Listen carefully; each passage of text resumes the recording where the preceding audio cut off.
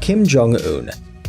During his visit to South Korea, the leader of North Korea, Kim Jong-Un, was traveling in a procession of armored Mercedes. Behind his limousine, 12 bodyguards were running, protecting the car from the sides and behind, looking a little strange and funny, we won't deny it. In general, presidential cars are accompanied by a caravan of motorcyclists, and more often than not, the car travels without an additional escort because it's already pretty armored. However, in Kim's case, everything's pretty different. The leader of North Korea is really concerned about his safety and apparently prefers bodyguards on foot. After all, they're not distracted by riding the motorcycle and focus all their attention on protecting the life and health of Kim, who prefers to be protected by as many people as possible. 15,000 personal bodyguards protect Kim. Of course, not all at the same time, but the numbers speak for themselves. Kim also has a personal guard, the so-called Protection Command, which includes 120,000 people. Not only do they protect the leader, but they also defend Pyongyang, forming a real army. But why does he need so much protection? The fact is that his father and grandfather suffered dozens of assassination attempts, so it's not surprising that Kim treats his security issues with great care. Recep Tayyip Erdogan. The president of Turkey is also an expert in personal security. His bodyguards are not only found in the great processions that travel the streets at an incredible speed, illuminating the road with flashing lights.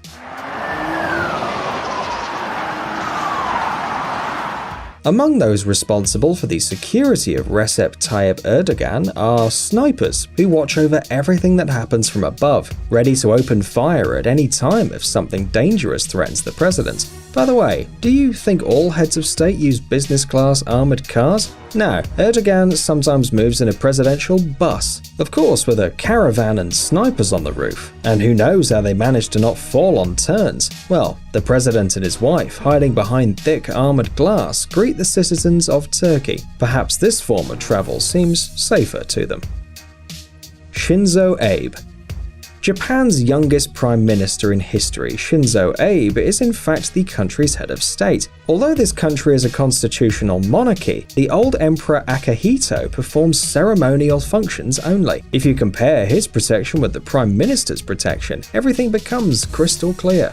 Abe travels with a long procession of high-tech armored vehicles, accompanied by a personal guard, and if he has to pass through a busy road, security literally comes out of the windows to ask other cars to slow down and let the prime minister through. Yeah, no roads blocked.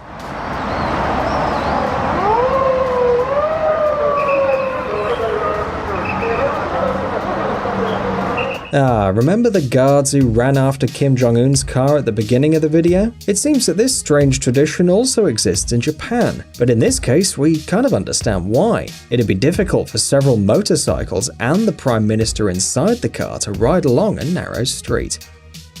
Queen Elizabeth II.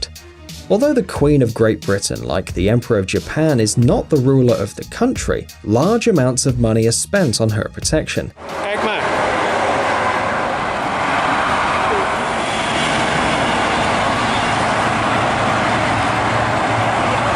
It's no coincidence either. The assassination attempts on Elizabeth II occur with alarming frequency. For that reason, the Queen, like no other, needs reliable protection. Inside Buckingham Palace, the guards are responsible for this, serving day and night, and when Her Majesty travels outside her residence, she always has company, including her personal and police guard. And it's not for nothing. For example, in 2011, 2 British teenagers threw raw eggs at the Queen's Rolls-Royce. One of them hit the windshield and the other on the car door. Fortunately, no one was injured, of course, and the royal peace violators were quickly arrested, but the attacks could be more serious, and the Queen is therefore always accompanied by bodyguards. Alpha Condé. Well, it's time to look at Africa and African politicians. For example, let's talk about Alpha Condé. Since 2010, he's been president of Guinea, and despite an assassination attempt in 2011, it appears that he's not hiding inside an armored car. There he is, standing up and greeting his citizens, as if he weren't afraid. But the state's leader's sense of tranquility is spoiled by 10 motorcyclists at the beginning of the caravan, a group of bodyguards ready to jump out of their cars at any moment, and several military trucks. Seriously, just look at how many there are. Donald Trump. They say that even before he was elected president of the United States, when Donald Trump was a mere billionaire, he only hired former Secret Service agents and members of the Navy SEAL Special Forces for his personal protection. Not surprisingly, during the inauguration, the presidential caravan was accompanied by an impressive number of agents.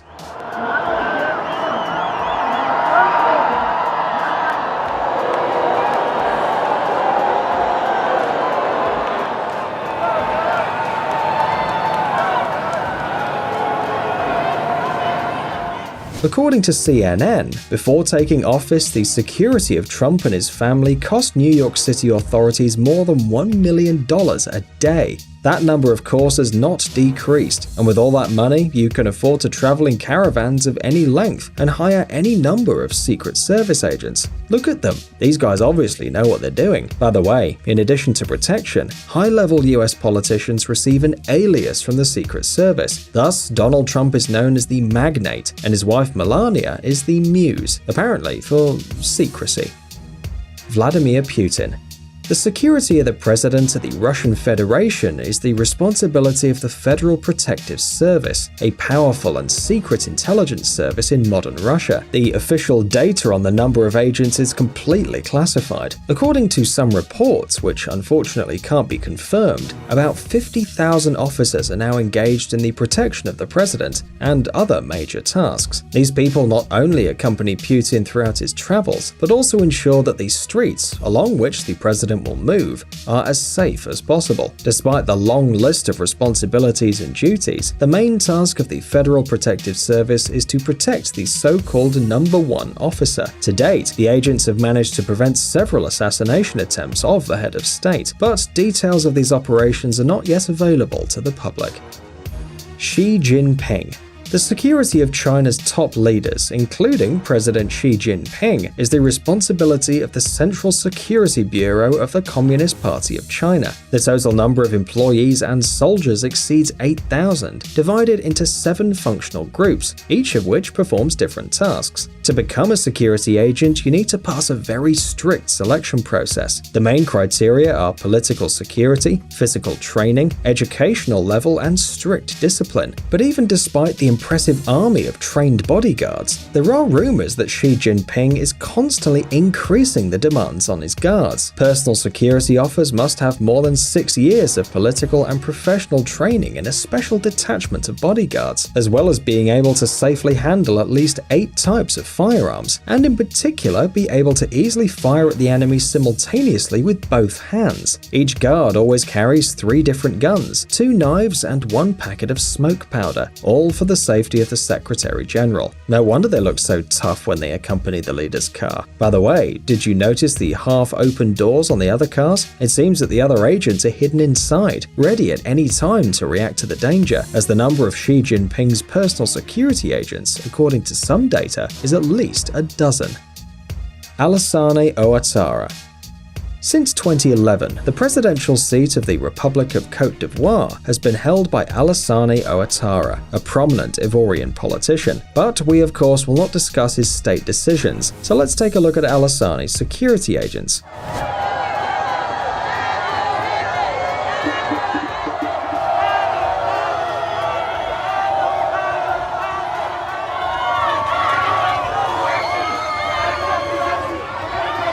Like any head of country, the president of the Ivory Coast is escorted by police on motorcycles, and the car moves in a procession. But above all, we like the agents who travel on the steps. They seem to be responsible for the safety of the president, as he cheerfully greets the crowd from the car hatch. The Pope. Although the Pope is a spiritual guide, he's also the head of the Vatican, and the Vatican, in turn, is considered an independent state, and surely you've heard of his protection. The Swiss guards are too memorable to forget. However, they are not members of any theatre group, but true soldiers who serve to guarantee the security of the Pope's sacred person and his residence. They are trained, armed and know exactly what they must do to preserve the peace of the head of the Catholic Church. The guards have to deal not only with curious tourists. Remember, for example, the attack against John Paul II in 1981? Today, Pope Francis is the pontiff and is open to the people much more than his predecessors. However, this does not mean that you don't need protection against various unpleasant surprises. During his visits to different countries, the bodyguards follow the Pope in the Pope-mobile, following him, ensuring the safety of the pontiff, and helping him to contact the flock. Do you want the Pope to bless your son? Well, most likely you'll need to pass him through a smiling guard.